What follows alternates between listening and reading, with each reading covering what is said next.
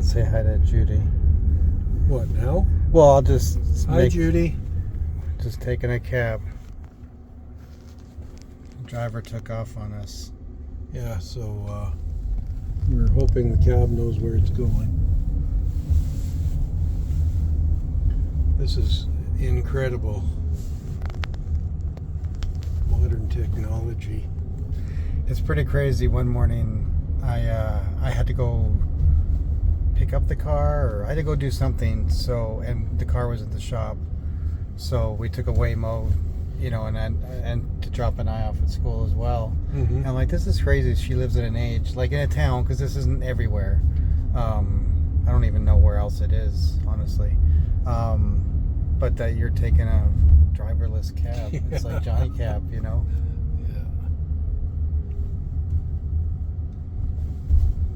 Do you feel like unsafe or anything, or do you trust? No, I'm seeing his head right there.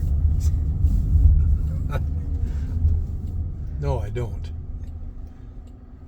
I honestly think if there's ever going to be a problem, it's going to be a human messing with the car, like, just trying to get in an accident with him to make money or something like that. Mm-hmm. Because, I mean, these things have a lot of data. They've been driving for a while. Before they even took humans in it, they were everywhere. Especially in Chandler, they were really operating big over there. Sometimes it's created a little bit of a traffic cluster, because they'll kind of do a workaround to a situation which isn't really a reasonable step, and that causes more problems. I've been behind the one that was like, and then there was a bunch of them that were just in a cluster, and I don't know how the police will deal with stuff like that.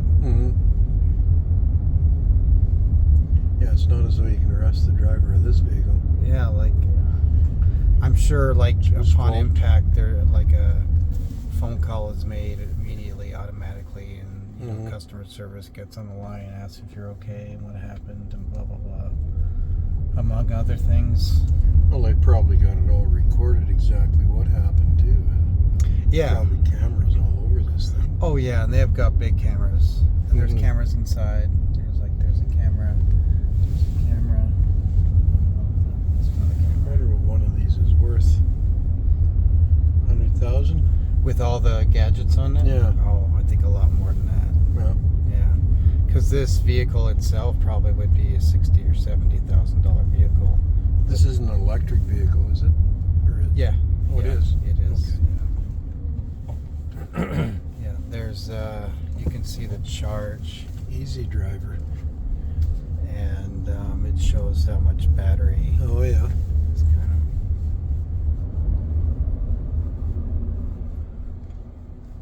of showing all the traffic. Absolutely cool. Yeah, it's pretty neat.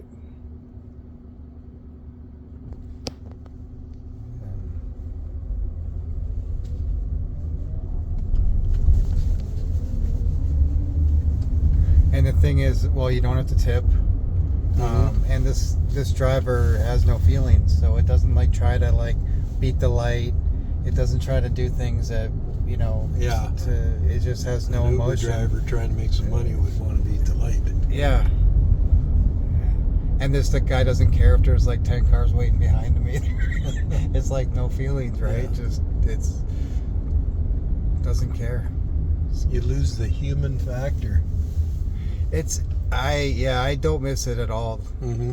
As far as like dealing with the driver. Not that drivers are really bad, but you can get into a car and it has its own smell, or especially with Uber, you have, they're delivering food, they're doing everything to. Yeah.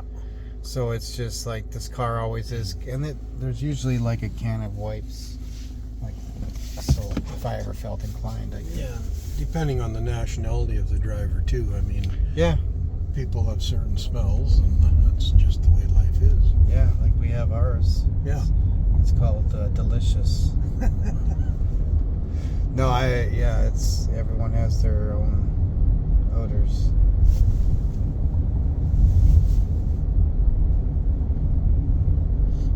So, do you sit in the front sometimes, or?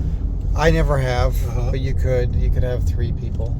I think actually you could have 4 because it says when you're driving or when you're picking up to 4 people or something like that.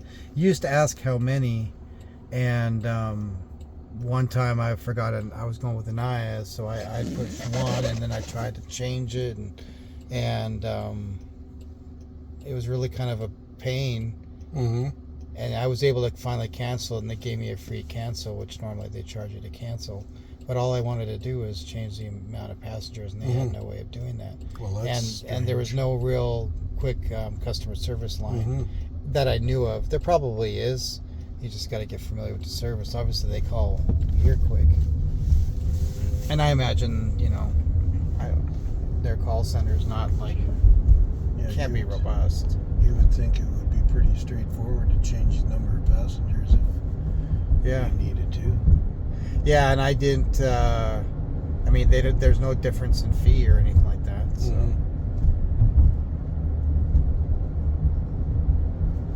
See, something like this makes sense in a big city, because then you can have. What I hate about these things though is the surge pricing, because the same trip, if it gets crazy busy, could be like a $40 trip. Yeah. If you just had consistent pricing, people would, could rely on it, budget on it. Why does someone who, let's say, lives down there and works down there and usually uses service, well, then you can take the train, and the train sucks. It's so slow. It's clean, though. Uber's pretty consistent with their price, aren't they? They do surge pricing as well. Yeah. Yeah, so if you're in a place that's like high demand, then you're going to pay more.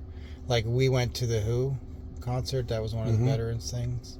And I think we paid $40 to get there. And it's pretty far, so it wasn't too bad. But people wanted $140 to come back. That's how much they were. So we found someone, and I ended up giving like $130, but at least we didn't have to wait, because everyone was waiting as well.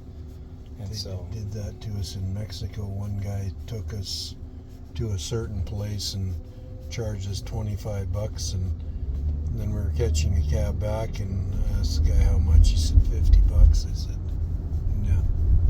Oh, what do you mean? I said, we got here for $25. Oh, okay.